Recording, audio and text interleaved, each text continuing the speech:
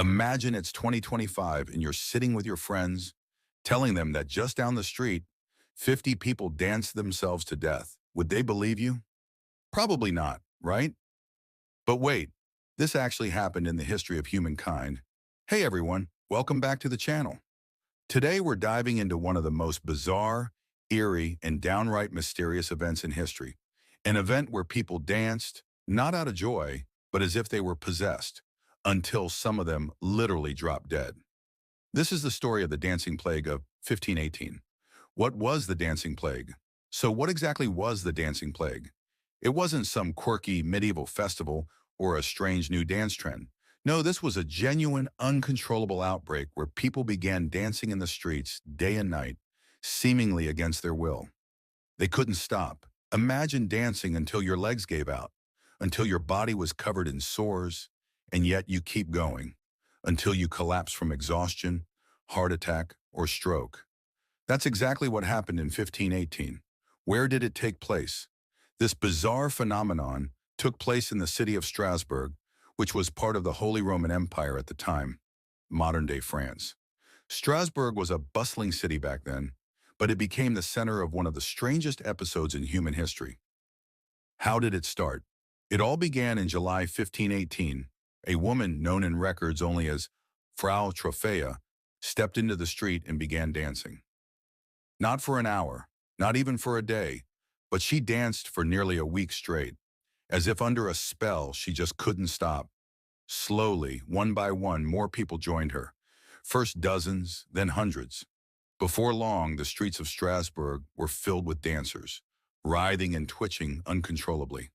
Within a month, an estimated 400 people were swept up in this strange epidemic. And tragically, many of them didn't survive. According to accounts, some of the dancers collapsed from sheer exhaustion, while others suffered heart attacks or strokes, succumbing to the physical toll of endless, compulsive movement. How many people died? It's hard to know exactly how many died since records from that time weren't as precise as modern documentation, but the estimates suggest that dozens, if not hundreds, perished during the plague. Imagine that, dancing to your death. It's something straight out of a horror movie, right? What was the final outcome? Now, when the authorities in Strasbourg realized that the situation was spiraling out of control, they sought solutions. And their initial idea? To encourage the dancing. That's right.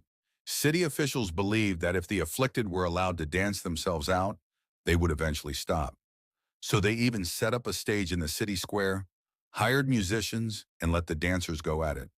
But it didn't work. The dancing didn't stop, and more people continued to die.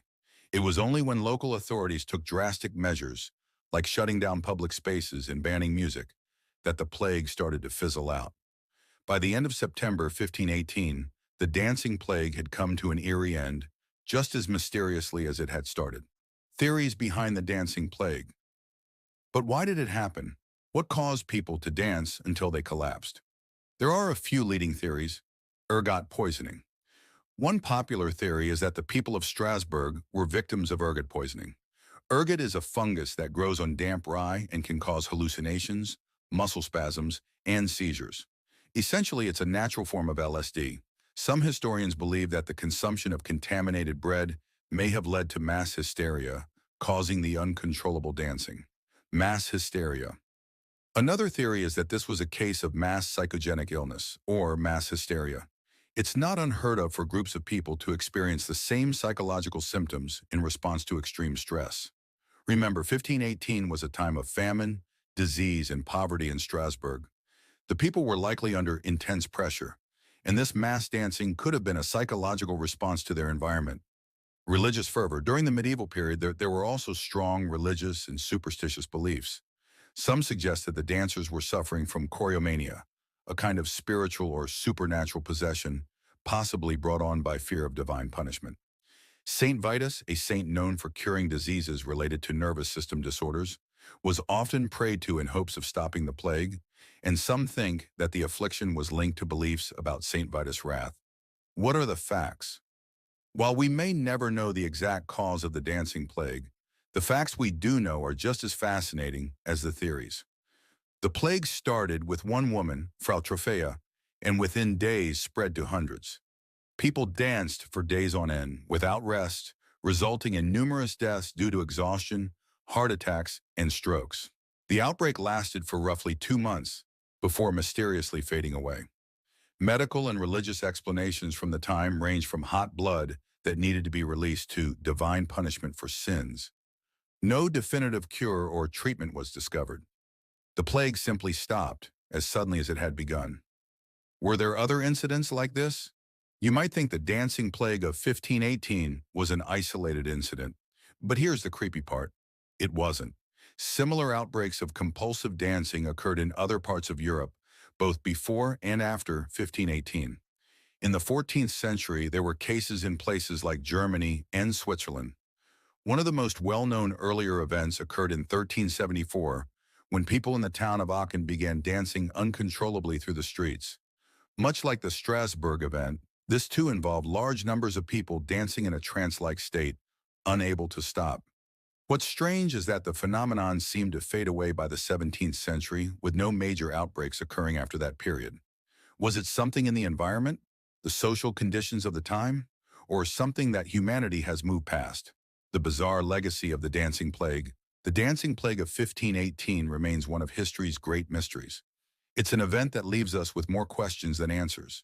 Was it ergot poisoning, mass hysteria, something supernatural? Perhaps we'll never know for sure. But what we do know is that this strange outbreak has left an indelible mark on history and continues to fascinate us to this day. And there you have it, the terrifying, tragic, and perplexing story of the dancing plague of 1518. Let me know in the comments what you think caused this mysterious event. Do you think it was mass hysteria? Or maybe a supernatural force at play? If you enjoyed this video and want more deep dives into historical mysteries, make sure to hit that like button, subscribe to the channel, and turn on the notifications so you never miss a video. Thanks for watching, and remember, sometimes the past is stranger than fiction. Stay curious, stay weird, and I'll see you in the next video.